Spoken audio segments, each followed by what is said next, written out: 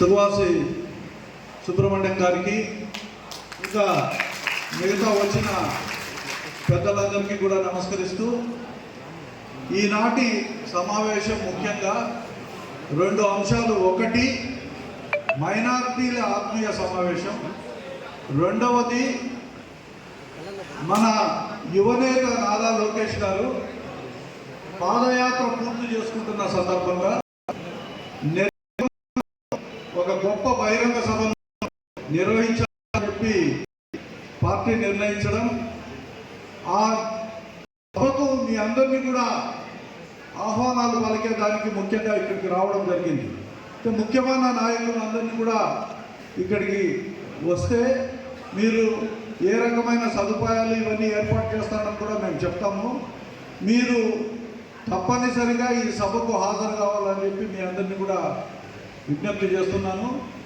ఒక సుదీర్ఘమైన పాదయాత్ర, దాదాపు 223-24 రోజులుగా 3000 పైచిలకు కిలోమీటర్లు పాదయాత్ర చేసి, ఎన్నో గొప్ప సభలు నిర్వహించి, రోడ్ షోలు నిర్వహించి, అన్ని కులాలతోనూ మతాలతోనూ మమేకమై సుదీర్ఘ పాదయాత్ర చేసిన లోకేష్ గారికి ఈరోజు ఈ సభాముఖంగా అభినందన తెలియజేస్తూ, ఇది తెలుగుదేశం పార్టీకి ఒక గొప్ప మైలురాయి అని చెప్పి కూడా ఈ సందర్భంగా తెలియజేస్తున్నాను.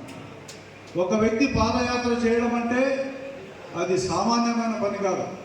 వ్యయ ప్రయాసాలతో సహా ఆరోగ్య పరిస్థితులు, ఎన్నో ఆటంకులు మనం ఈ పాదయాత్ర సందర్భంగా ఈ ప్రభుత్వము మన యువ నాయకుడికి ఎలాంటి ఆటంకాలు కలిగించిందో, ఆఖరికి మొట్టమొదటి సందర్భంగా కనీసం స్టూల్ మీద నిలబడి ప్రసంగించడానికి కూడా అనుమతించకపోవడము, సభలకు అనుమతించకపోవడము, జనాన్ని రానివ్వకుండా కట్టడి చేయడము, ఇటువంటి ఆటుపోట్లు ఎన్నో జరిగాయి.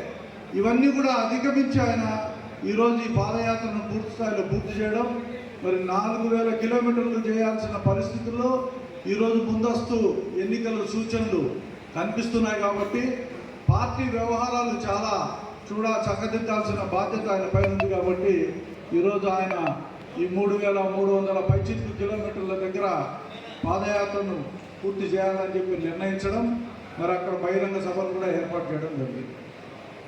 అందరూ ఆహ్వానితులే. కడప నుంచి ప్రత్యేకంగా రేపు అంటే 20వ తేదీ పొద్దున్నే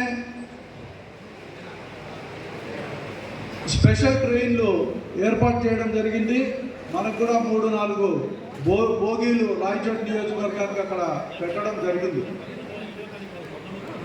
19 బయలుదేరి 19వ తేదీన భోగాపురంకు 20వ తేదీ చేరుకుంటారు. 19వ తేదీ కడప రైల్వే స్టేషన్లో అక్కడ 8 గంటలకే 8కి లోపలనే కూడా అక్కడ ఉండాల్సిన పరిస్థితులు ఉన్నాయి. కాబట్టి మీ అందరూ కూడా వీలైనంత వరకు తొందరగా అక్కడ అటెండ్ అయ్యి, అక్కడ ట్రైన్ సౌకర్యం ఉంది కాబట్టి దాన్ని సద్వినియోగం చేసుకోవాల్సిందిగా కోరుతున్నాను. అలాగే స్వచ్ఛందంగా మిగతా వాళ్ళు ఎవరెవరు మిగతా ఏర్పాట్లు చేసుకొని అక్కడికి పోదలుచుకున్న వాళ్ళందరూ కూడా ఆ సభకు తప్పకుండా హాజరు కావాలని చెప్పి కూడా ఈ సందర్భంగా చెప్తున్నాను. అలాగే మనం చూసాం, తెలుగుదేశం పార్టీ ఈరోజు ఎన్నికలకు సమాయత్తమయ్యే స్థితిలో ఉంది. అన్ని రకాలుగా కూడా మనం ముందంజలో ఉన్నాం. తప్పనిసరిగా ప్రభుత్వం అధికారంకి వచ్చే పరిస్థితులు ఏర్పడినాయి. ఈ దుష్ట ప్రభుత్వం ఏదైతే జగన్మోహన్ రెడ్డి గారి పైన పెట్టుకున్న నమ్మకాన్ని 2019లో ఆయన ముఖ్యమంత్రి అయిన తర్వాత అప్రజాస్వామికమైన నిర్ణయాలు ఒక పక్క తీసుకోవడం, మొదటి రోజు నుంచే విధ్వంసాలు స్టార్ట్ చేయడం, ప్రతి ఒక్కరిని ఇబ్బంది పెట్టడం, అరెస్టులు చేయడం, చాలామంది ప్రజా కార్యక్రమాలు ఎవరైనా చేసినారో వాళ్ళందరినీ ఇబ్బంది పెట్టడం, గత ప్రభుత్వం చేసిన మంచి పనులు ముందుకు తీసుకోకుండా పోవడం, ఇవన్నీ ఒక పక్క చూస్తూ ఉంటే ప్రజలకు ఈరోజు ఈ ప్రభుత్వం పైన అసహ్యం కలిగింది అని చెప్పి కూడా ఈ సందర్భంగా తెలియజేస్తాం. అసహ్యం వస్తే చాలు ఈ ప్రభుత్వానికి పూర్తి స్థాయిలో బుద్ధి చెప్తారు ప్రజలు, దీనికి సమాయత్తంగా ఉంటారు. ఒక పక్క జనసేన అధినేత పవన్ కళ్యాణ్ ఈ అరాచకాలు ఈ 3-4 సంవత్సరాల్లో చూసి బేషరతుగా చంద్రబాబు నాయుడుకి ఆయనకు మద్దతు పలకడం, జనసేన తెలుగుదేశం పార్టీ ఉమ్మడి కార్యాచరణ ఏర్పాటు చేసుకోవడం, ఇద్దరూ కలిసి కూడా ఒకరికొకరు సహకారంతో ప్రభుత్వాన్ని ఏర్పాటు చేసుకుంటే దిశగా అడుగులు వేయడం కూడా మనందరికీ కూడా చాలా సంతోషకరమైన వార్త అని చెప్పి ఈ సందర్భంగా తెలియజేస్తుంది. అందుకే ఈరోజు ప్రతి నియోజకవర్గంలో, మన నియోజకవర్గంలో ముఖ్యంగా ప్రతి బూత్ స్థాయి నాయకులు కూడా మనం ఈరోజు భవిష్యత్తు ఒకసారి తెలుగుదేశం పార్టీ అధికారంలోకి వస్తే భవిష్యత్తు ఎలా ఉంటుంది అని చెప్పి ఆవిష్కరించే దానికోసం చంద్రబాబు నాయుడు గారు భవిష్యత్తు గ్యారెంటీ కార్యక్రమాన్ని పెట్టారు.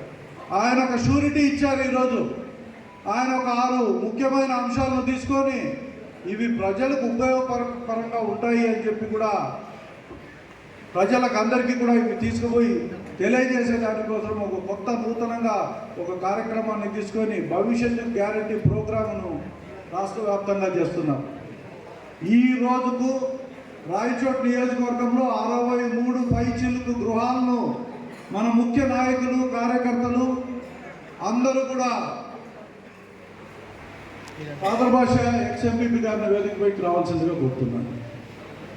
ముఖ్య నాయకులు అందరూ కూడా ఈరోజు ఈ కార్యక్రమాన్ని దిగ్విజయంగా పూర్తి చేయడం, చాలా మటుకు 50, 60, 70% ఆ బూత్లో ఉన్న గృహాలను వీళ్ళు ప్రత్యక్షంగా కలిసి ఈ కార్యక్రమాన్ని పూర్తి చేయడం మీ అందరినీ కూడా అభినందిస్తూ, ఎందుకంటే ఒక గొప్ప కార్యక్రమం